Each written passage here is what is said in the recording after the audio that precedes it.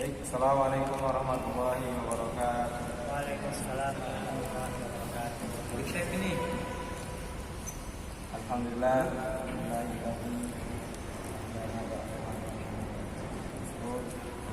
Asyhadu la ilaha illallah wahdahu la syarika lah wa asyhadu anna Muhammadan abduhu wa rasuluh. Baik, Tuhan asatid dan kita yang dirahmati oleh Allah. Langsung saja kita mulai musyawarah pada pagi hari ini dengan membaca doa dalam bersama-sama. Bismillahirrahmanirrahim. Rabbi zidni ilma. Allahumma anfa'ni bima 'allamtani wa 'allimni ma yanfa'uni warzuqni. Baik, langsung saja pada pemateri atau penasehat hari Ustaz Ahmad Asari pada beliau dipersilakan. Bismillahirrahmanirrahim. Assalamualaikum warahmatullahi wabarakatuh. Alhamdulillah. Alhamdulillahilladzi arsala rasulahu bil huda wa dinil haqq liyudhhirahu 'alad dini Allahumma shalli ala sayyidina Muhammad wa ala ali sayyidina Muhammad wa barik ala sayyidina Muhammad wa ala ali sayyidina Muhammad kama barakta ala Ibrahim wa ala ali Ibrahim wa ala alihi washabihi wa man tabi'ahum bi ihsan ila yaumil din. Dewan asatidz yang dirahmati Allah Subhanahu wa taala, pada kesempatan kali ini sebelum kita musyawarah, saya akan memberikan sedikit tausiah tentang pendidikan anak. Melanjutkan pembahasan yang kemarin bahwa ketika kita mendidik anak itu, kita harus mempertimbangkan kondisi si anak. Apakah anak ini memiliki watak yang sama atau berbeda-beda. Nah, kalau wataknya berbeda-beda, tentu cara kita mendidik, cara kita menegur, cara kita menghukum pun berbeda-beda. Sebelum akhirnya kita harus melakukan tindakan atau memberi hukuman pukulan. Jadi faktor-faktor apa yang harus kita pertimbangkan itu sudah kita bahas kemarin. Nah, sekarang saya akan membahas tentang syarat-syarat apa yang harus kita perhatikan sebelum kita memberikan pukulan kepada anak didik kita, kepada murid kita. Yang pertama, pukulan tidak diberikan kecuali sudah melakukan pendisiplinan yang lain. Jadi memukul itu boleh kalau sudah melakukan teguran, nasihat, ya, pemberitahuan, dan seterusnya, baru boleh melakukan tahap pukulan. Jadi tidak langsung murid itu melakukan kesalahan kemudian kita ini tidak seperti itu. Jadi kita harus perlu garis bawahi bahwa memang dalam ajaran Islam itu membolehkan guru atau pendidik atau orang tua memberikan pukulan, tapi ada syarat-syarat yang harus dipenuhi. Yang pertama ini tadi, tidak boleh memukul kecuali sudah melakukan tahap-tahap pendisiplinan sebelumnya, menegur, memberi nasihat. Yang kedua, pendidik tidak memukul dalam keadaan marah. Jadi kita kalau memukul itu tidak boleh dalam keadaan marah, karena dikhawatirkan akan membahayakan pada kejiwaan dan fisik si anak. Nabi SAW bersabda, la taqul, jangan marah. Dalam kondisi biasa saja kita diusahakan tidak marah, apalagi dalam kondisi atau keadaan memberi hukuman. Itu jangan sampai kita memberi hukuman dalam keadaan marah. Itu yang kedua. Nah, yang ketiga yang perlu diperhatikan dalam hal memberi hukuman pukulan, hindari tempat-tempat yang vital. Misalkan kepala, wajah, dada, dan perut. Dasarnya adalah sabda Nabi SAW, wala tadribil wajah. dengan memukul wajah. Nah,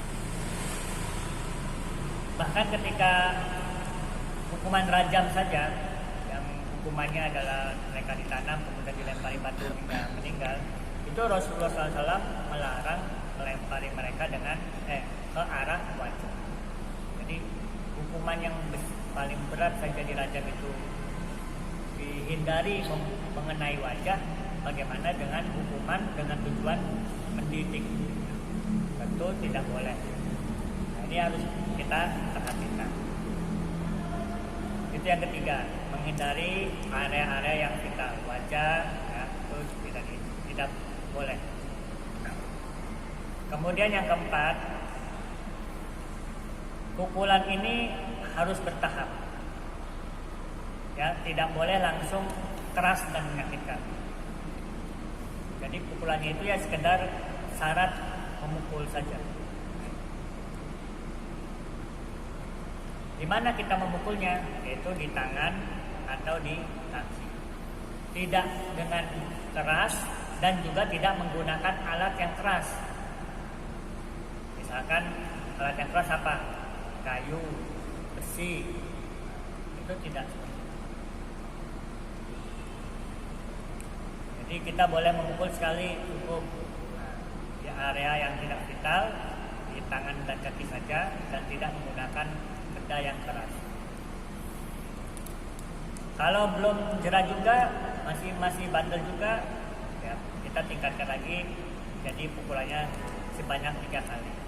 Tidak jerah juga, kita tingkatkan menjadi 10 kali.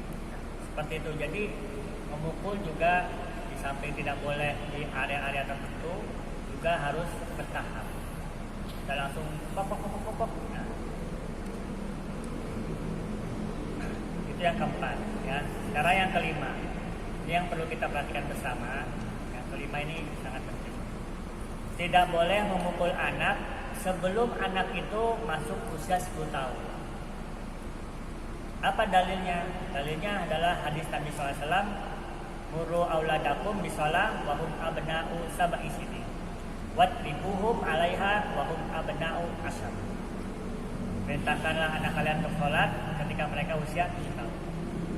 Nah, cuma nasihat-nasihat aja tuh, pemberitahuan, ajakan, seruan. Nah, tapi kalau udah masih nggak mau, pukul mereka. Kapan? Ketika mereka usia 10 tahun. Ini menunjukkan bahwa panduan bagi kita, kalau anak sebelum usia 10 tahun dihindari pukulan. Sebelum 10 tahun dihindari pukulan. Karena inilah panduan dari Nabi.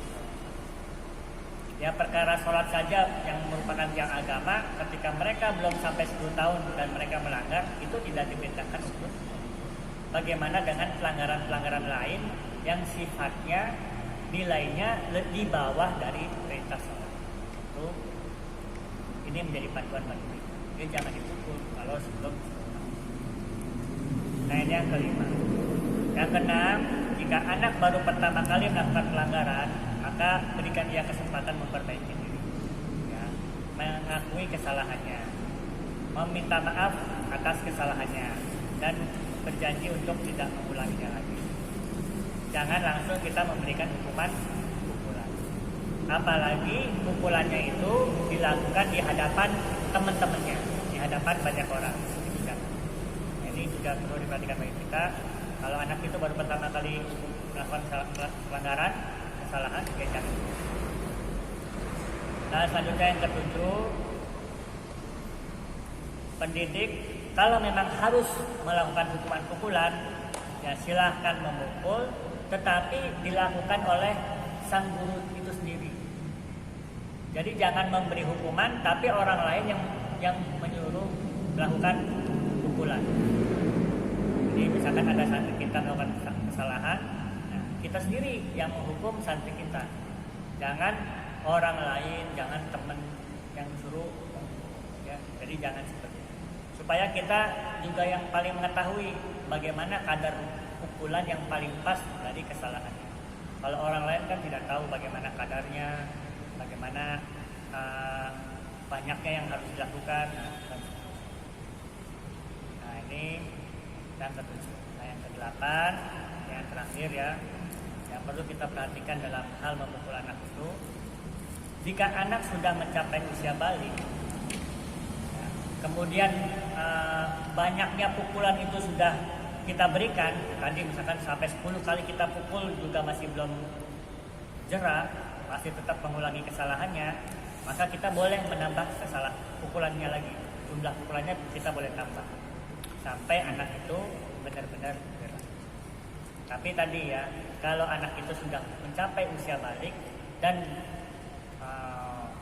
kuantitas jumlah pukulan itu sudah banyak, masih belum juga jerah, ya kita tambahin lagi jumlah pukulannya sampai dia jerah.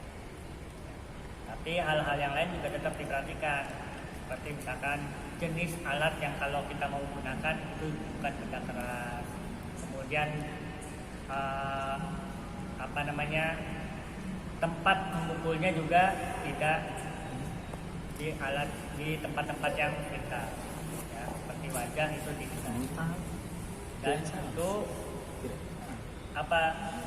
hadis Rasulullah SAW, la dororo wala diroro. Jangan sampai kita memukul itu merugikan anak didik kita. Merugikan apa? Misalkan cacat fisiknya atau membekas, itu tidak boleh. Nah, ini saja Dewan Asatidz yang dirahmati Allah Subhanahu wa taala mengenai hukuman memukul. Apa saja yang harus kita perhatikan sebelum kita melakukan pukulan kepada anak kita. Ya, tapi ini adalah satu hal yang meskipun tadi ya sudah diketahui, meskipun Islam membolehkan dan mengakui adanya hukuman pukulan, tetapi ada batasan-batasan dan syarat-syarat yang harus dipenuhi sebelum kita melakukan pukulan. Jadi tidak langsung mentang-mentang Islam membolehkan terus kita bisa enaknya melakukan pukulan kepada peserta didik. Dan jangan lupa kalau anak didik kita sudah kita hukum, kitanya harus senyum dan bersikap lemah lembut. Jadi jangan sudah menghukum, habis itu tetap aja kita cemberut atau kesel sama anak ini.